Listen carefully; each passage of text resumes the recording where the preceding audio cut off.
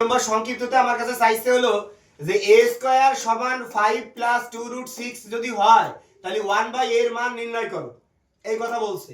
তো আমি আগের এক নম্বর অঙ্কটা যে সংক্ষিপ্ত বুঝাইছিলাম ঠিক একইভাবে দুই নম্বরটা বলবো।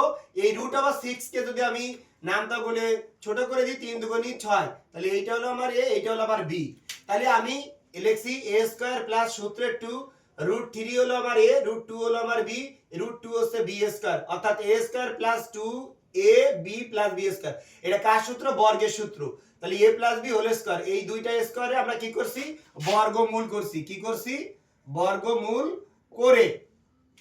এখন আমার উত্তর চাইছে 1 বাই এর মান কত। তো এর মান যা হবে মনে রাখবা, এটা যদি তুমি এমসিকিউ ভালো পারবা আর যদি তোমার পরীক্ষার হলে তুমি সময় না পাও, দ্রুত করতে চাও, আমি তাদের বলতে চাচ্ছি যে 4 মার্কে যে অঙ্কগুলো আসে বা 2 মার্কে যে অঙ্কগুলো আসে, এমসিকিউ আসে, তাদেরকে আমি বলবো তুমি খুব দ্রুত 30 সেকেন্ডের আগে একটা এমসিকিউ পারবা।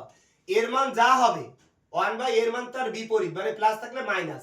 দেখো একই দিনই বসে গেছে, রুট 3 প্লাস রুট 2, আর এটা শুধু জাস্ট রুট 3 মাইনাস রুট 2।